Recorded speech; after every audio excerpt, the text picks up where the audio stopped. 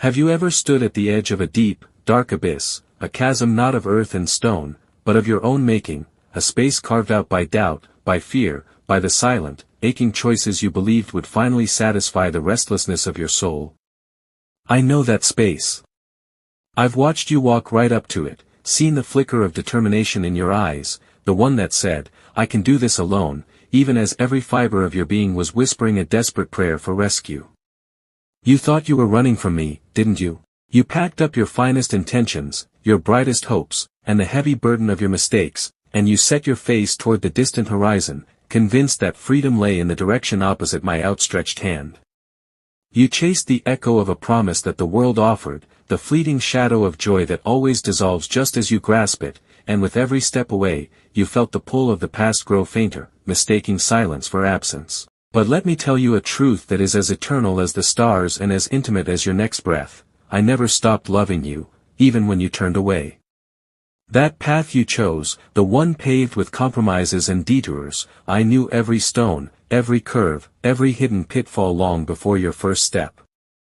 And here is the paradox of my enduring love: while I honor the freedom of your will, the sacred, terrifying gift that allows you to choose even against your own best interest, my spirit refused to leave your side. When you felt the sharp sting of betrayal from a friend, I was the quiet, invisible presence that kept your heart from shattering completely, binding the pieces with a love you couldn't yet see. When you lay awake in the dead of night, the loneliness a crushing weight on your chest, and you swore you heard a whisper of comfort, that was my voice, a voice that refused to be drowned out by the clamor of your own self-recrimination. You may have built walls between us, high and thick, mortared with shame and the belief that you were no longer worthy of the light, but my gaze is one that sees past the rubble. It sees the original design, the pure, unblemished soul I created, the one that still yearns for the sacred, for the only place it truly belongs. The world offered you temporary shelter, a flimsy tent in a passing storm, but I offer you an eternal home, a fortress of grace built on the certainty of my unwavering commitment. Oh, the foolishness of turning one's back on the sun and complaining about the darkness. You searched for validation in temporary affections and fleeting successes, trying to fill the infinite space in your soul with finite things, only to find yourself perpetually thirsty. Every time you stumbled, every time you reached a dead end and felt the icy grip of despair, did you truly believe I was standing on the mountaintop, arms crossed, waiting for you to crawl back and beg? Never. My heart breaks not in anger, but in sorrow, in the profound, aching sadness of watching my beloved child hunger for dust when a feast awaits at the table I have kept set for you all this time. You are not a disappointment, you are not a lost cause, you are simply delayed. And the moment, the very instant, you turn your face, even slightly, toward the light, you will find my arms already moving to embrace you, my feet already running to meet you. I never moved from the porch. I never closed the door. The moment you hesitated, the moment a thought of me crossed the threshold of your consciousness, that was the moment my spirit stirred within you, confirming the covenant that can never be broken. You were always mine, and nothing you did, nothing you said, nothing you experienced could ever annul the birthright of my love for you. Think for a moment on the idols you constructed. They weren't statues of wood and gold, they were the elusive pursuit of perfection, the relentless chase after human approval, the addiction to busyness, the false comfort of self-sufficiency. You polished these idols daily, offering them the most precious commodity you possess, your time, your energy, your very soul's attention. And what did they give you in return? A brittle facade, a fragile sense of control that shattered with the first unexpected tremor of life. You turned to them when the truth became inconvenient, when the path of righteousness seemed too steep, when the discipline of love felt too restrictive. And you mistook my stillness for my absence. But my stillness was always a profound act of respect, the respect for your agency, the patient waiting for the moment you would finally realize that the strength you sought to find within yourself was meant to be drawn from the inexhaustible wellspring of my presence. I let you exhaust your own resources so that you would understand that true power is found not in your striving, but in your surrender. I want you to be strong, but not with a fleeting human strength. I want you to be strong with the strength that moves mountains and calms the storm, the strength that comes only from leaning wholly upon me. You felt the coldness, didn't you? The moment you decided your own logic was superior to my revelation, the moment you rationalized a choice that dimmed your inner light, the spiritual temperature dropped. You stood in the sun, yet felt the chill of isolation, and you wondered why the joy you chased was always just out of reach. That chill was the distance you created, not the distance I kept. My fire never cooled, you simply stepped out of its warmth, seeking a lesser, flickering flame that could offer no lasting heat. How many times did you look at the successful, the famous, the seemingly carefree, and envy their path, believing their glittering path was paved with happiness? And how many times did that path crumble into dust beneath your own tired feet?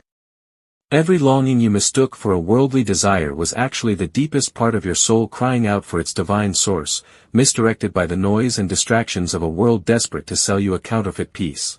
I saw the fatigue in your eyes as you ran that fruitless race, and every night, as you drifted into an uneasy sleep, my angels were there, weaving protection around you, because even in your rebellion, you were still under my sovereign care.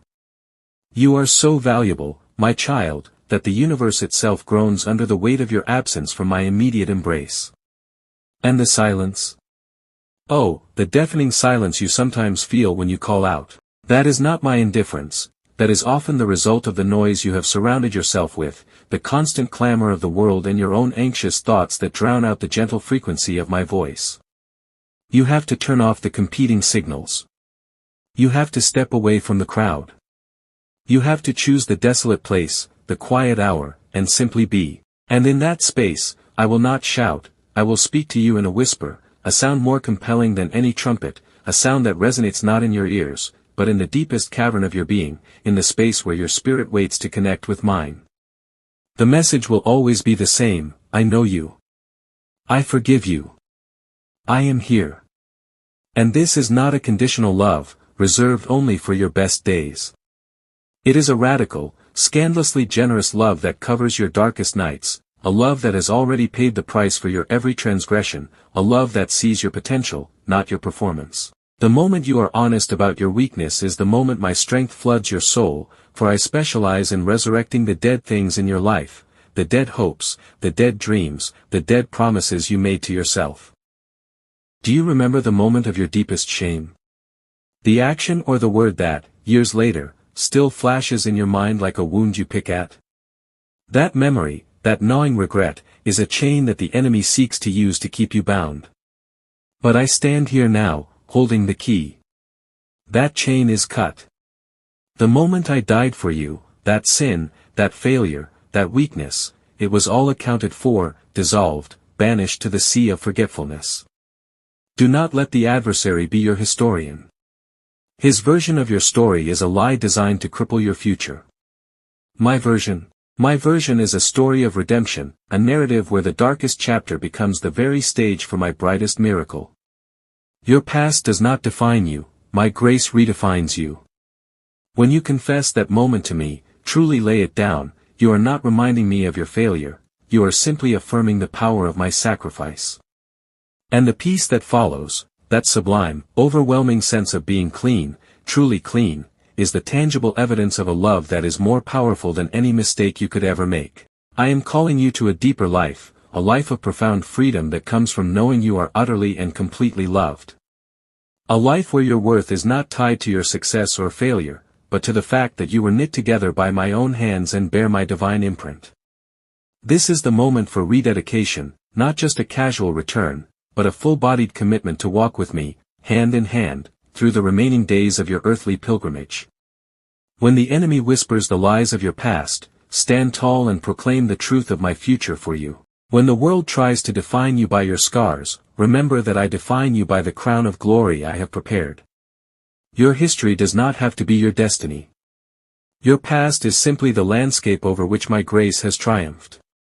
Do not let one single moment you spent away be wasted. Let every scar become a testimony, every tear a prayer, every moment of weakness a signpost pointing back to the unwavering, incomprehensible strength that awaits you in my embrace. I am the way, the truth, and the life. And the way back is always and only through me. I am offering you not just salvation for your soul, but a renewal of your mind, a complete reordering of your priorities, a clarity of purpose that will make every previous pursuit feel like a forgotten toy. The joy I offer is not circumstantial, it is a deep, unshakable resonance with the divine heartbeat of the universe, a joy that is present even in the midst of trials, because you know your final destination is secured. Take my hand now. Don't worry about tomorrow's burdens, simply rest in my present love. I bless your spirit with the courage to turn, I bless your heart with the certainty of my forgiveness, and I bless your mind with the peace that surpasses all understanding.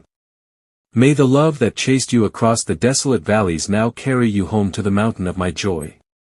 May the broken pieces of your life be reforged into a vessel of honor and service. And may you never, for one instant, doubt the truth I speak to you now, as clear as the first light of creation, I never stopped loving you, and I never will. Your journey home is my greatest delight. Amen. If this message resonated with your soul, if you felt the truth of these words stirring within you, I encourage you to subscribe and comment below, sharing how this truth has spoken to your journey home.